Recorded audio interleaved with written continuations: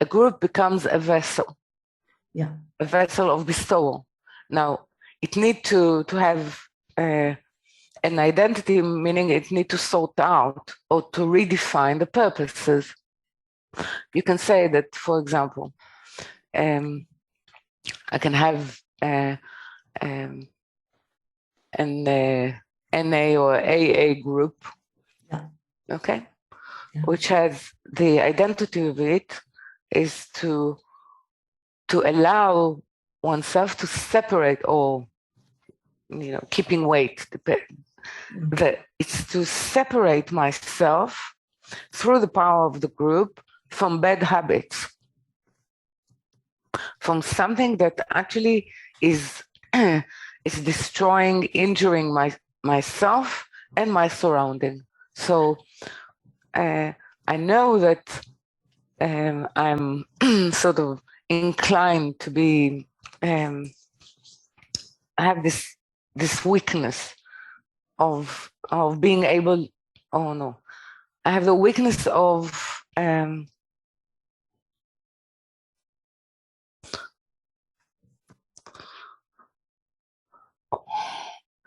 a strong desire to satisfy my immediate pleasures. Okay, so I form a group that is a memory for me of the damage that it causes on one hand. So it separates me from the cause, one can say, the cause of misery, the cause of addiction. Because I cannot sort it out in myself, I'm relying on the group power to remind me. Right. Okay. Now, when we speak about addiction of any kind, to eating or to any other substances or to corporate life, we're all addicted to corporate life. Right. So a Kabbalistic sort of environment is not only trying to sort out what we need to separate ourselves from because it is damaging our spirit. Now, it's not ourself. Damaging ourselves and the world, but it's not only that. It's, as I say, all corporal is how to separate in order to be part of the corporal life. But here, it's a group that need to define how to be as a spiritual being. It's not only what to separate yourself from, it's what to join. So we use the same law of the group, the power of the group, but we define different purposes. So I'm thinking about a group like Black Lives Matter. Okay. Mm-hmm. Right. And that given the history in this country and world, there is some separation there, but it's for a healing of something or a development of something that maybe from there then. No, it's actually, you can say that it is like other addiction groups. Humanity is addicted to enslave other people that are not like her. Okay. But it doesn't speak about any, the value is that it's live and let live. This is not a value of Israel. Live and let live. It's a nice idea, but live and let live according to the will of the Lord or according to the will of the Creator, which we need to find out. It's not now let the black live like the white and the yellow, and we are all the same. Yeah. Because we are addicted to enslave others and to think that we are better than others. And we see that it's very harming to the fabric, to the very fabric of the will to receive to oneself, of all society. So it's It's admirable, but it has nothing to do with spirituality and the true image of Adam. I'm saying it's very good. NA and AA, all those groups are gathered to sort of separate themselves from everything that harms their well-being and the progress and the ability to be distant with themselves and with family are blessed, but they have nothing to do with spirituality. Though I know that that 12 steps are trying to sort of connect themselves to spirituality. Certainly through Christianity, it has nothing to do with Israel. It has nothing to do with spirit. It has to do with get rid of actually something that is really damaging to any healthy fabric of society, of will to receive to oneself. And what was acceptable then, it's not acceptable now. And definitely, Black Lives Matter. They matter. They always mattered. Oh, right, we discovered that they mattered. No, they always mattered. Right. But the experience was that perhaps, I mean, the social corporal experience was that because we got addicted. We got addicted to actually enslave and misuse any kindness or difference from the ruling casta or empire of the time. But it has nothing to do with how black, white, and yellow should be as Adam. Right. Okay, it's not enough to love the other. To love the other is a step, as being a net that can actually have a sentiment towards the higher, towards the Creator. It's not a purpose on its own. Love the other, or love your friends as thyself. It's not a purpose. It's the vessel to get to the purpose. When we forget it all the time, we think that when there will be that, everything. No, if it's not, it's like communism. If it's not aimed to serve the will of the Creator, it's another religion. Like Black Lives Matter. Mm-hmm. Okay. Anything. So it's admirable, but it's really, of course they matter. So anything that is less than to serve the will of the Creator, surrender to self to that, is a religion. Is a human aspiration. We are not. Israel does not deal with human aspiration. Israel deals with the will of the Creator, to reveal the will of the Creator. So I just want to bring in one thing. This does not say that you need to have 100 black slaves to raise your cotton. Yeah. Understood. So no, it's not so simple what I'm saying, because Protestant belief say if I'm rich, I can enslave others because my richness has to do with the will of God. No, dear. This is why I'm saying it's another religion. To enslave blacks is religious. You have to see that. It's part of the Protestant understanding of white supremacy. Yeah, no, I it's get so that. Deep there. And they think that they're right and use religion. Of course, because they think that it's a human it's a human understanding of the will of the Creator. And Israel is saying we don't understand the will of the Creator because He speaks in revelation. And if we don't have the capacity of what is called prophecy, we cannot read the will of the Creator. This is why we need Yosef as an interpreter of dreams, meaning we need tzaddik, someone who is trying to justify all the time the act of the Creator not the act of humans. I for sure don't know purpose, right?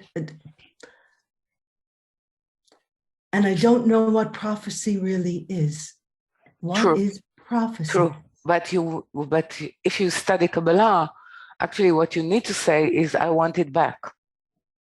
I want back the ability to hear the will of the Creator.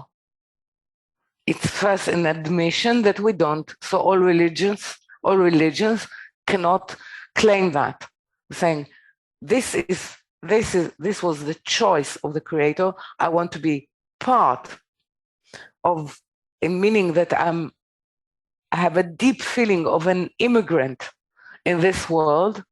And if I don't have a feeling of an immigrant in this world, God is actually dispelled, is expelled from this world. If I have it, at least He can inhabit it. So I'm actually, part of our study is to reacquire this, and it goes through the language.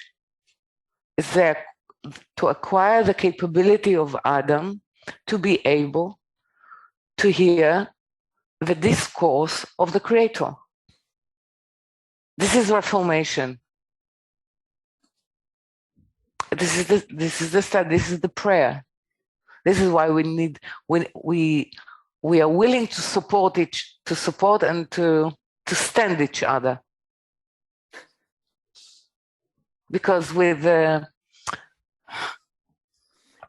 viciousness and power of the ego today, you need to have a very good reason to overcome the statement of I'm better and I'm a unique individual. This is what I'm saying. Only a really higher purpose of being able or getting back the capability of prophecy. In Hebrew, prophecy is a dialect of lips.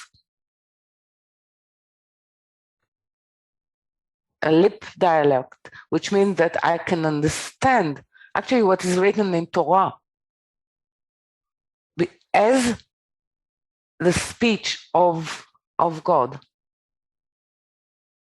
So I'm trying to reform myself as a group to be able to actually hold the presence that speaks its will, and not to hold the group that speaks my will. Okay. And this is what I'm saying.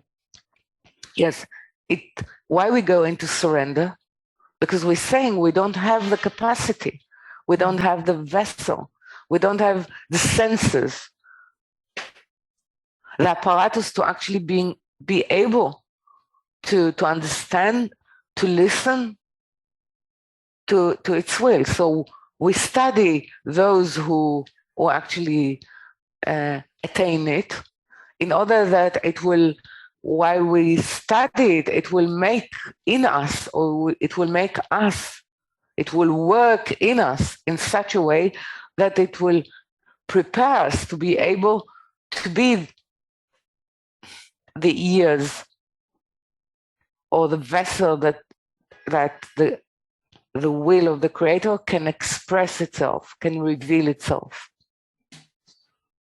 So we admit that our will, our desire for spirituality has nothing to do with the ability to listen to its desire.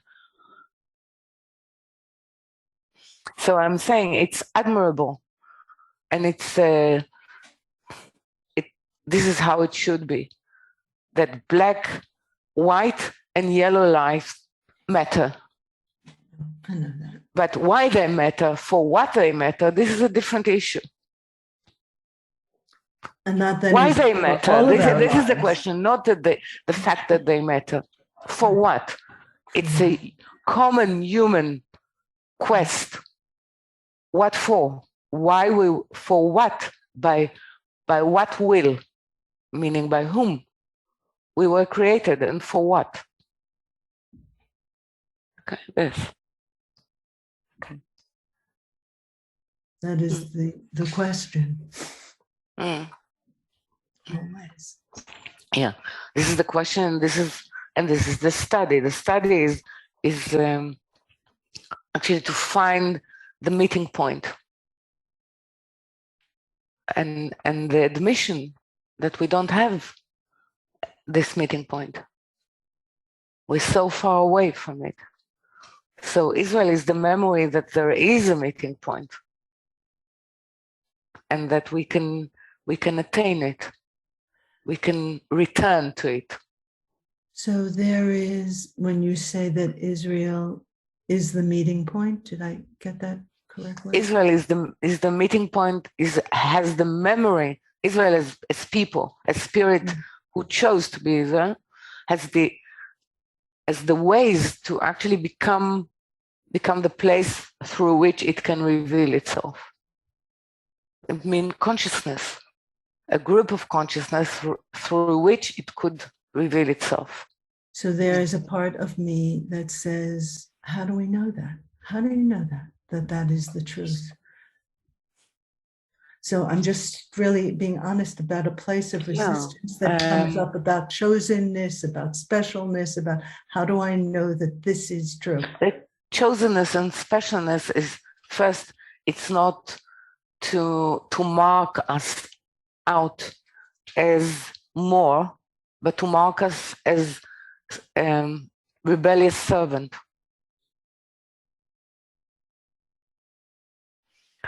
You were not chosen to be special. You were chosen to serve. Right. Okay. Most of the prophets who were chosen tried to run away. So we're trying for many thousands of years to run away. But the pressure is building. The pressure of you can say anti-Semitism, history, is pressuring us into, or if we don't identify ourselves, someone else is pointing at us. Okay, so this is on one hand. On the other hand, we have to understand that it has to do with service, of serving not only ourselves, but serving all humanity in relation to the will of the Creator. So we need to be fit for it. Yeah. Hence the study, hence the promise. But anyone who is saying that he's special because he's Israel does not know what he's speaking about. So to be chosen as, it's not that one day the Creator woke up and he looked down and said, well, those look to be the people that I can trust. He looked down and said, no one is the people I can trust. So let me sort out through humanity this affiliation that it will be willing to serve that purpose. It will carry the memory, and it starts from Abraham, and then it's not enough. So it's Yitzchak, and then we need to sort out Yitzchak, and then it's Yaakov, and it's not enough. It's the 12, 13 tribes, and then it's not enough. They have to become sort of a nation, and then that nation is going through sorting out itself in order to actually serve, meaning all Torah is sorting out that purpose. So we cannot say, wake up one morning and say, well, because I was born to a Jewish mother, I'm part of it. You're not. Even if you have Jewish mother and father, if you have that, you might find in your biography and biography of your father that someone pointed at you or at your grandfather or at your grandmother and said, you're not fulfilling your purpose. And if you're not fulfilling your purpose, you do not deserve to live. Because it's true. So being the chosen one is not such a große Glück. Yeah.